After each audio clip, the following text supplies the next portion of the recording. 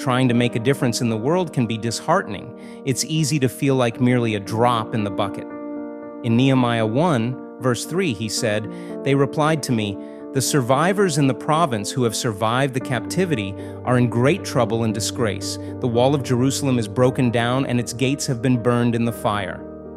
When Nehemiah first heard about the suffering of his people, he could have been discouraged. When he learned that the returned exiles were in great trouble and shame, living in a city with no walls, he could have said, "I'd love to help, but what can I do from this far away?" Instead, he decided to take action, and he did so thoughtfully. Rather than making a rash decision, it says in Nehemiah chapter 1, verses 4 to 8, "When I heard these words, I sat and wept and mourned for days, and I was fasting and praying before the God of the heavens.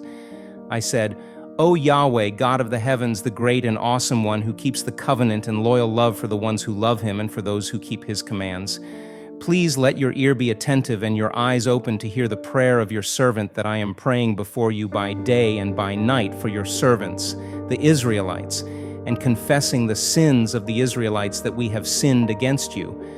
I and my father's house have sinned.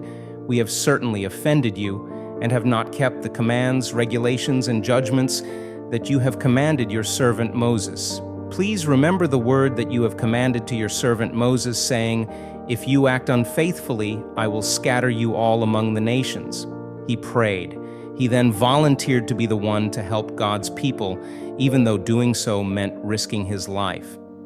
We read that in Nehemiah 1 from verse 9 to 11. As the cupbearer to the king, Nehemiah recognized his unique place of influence and acted upon it. He chose to appear saddened before the most powerful man in the world by hanging his head. His actions could have been perceived as a sign of disrespect, which was punishable by severe beatings and even death.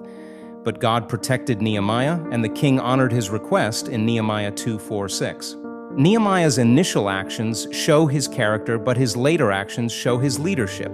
He moved from being a man of influence to a man of strategy. Immediately upon arriving in the city, Nehemiah inspected the city walls, found the craftsmen, and began his work. He realized the urgency of his task. His people needed this wall to survive against the surrounding nations. Nehemiah's story offers an example of identifying providence, responding to the pain of others through prayer, and acting strategically. It's a lesson in what it means to be a leader who follows God's leadership. Nehemiah stands as an example of one who takes action that is well-researched, strategic, and prayerful.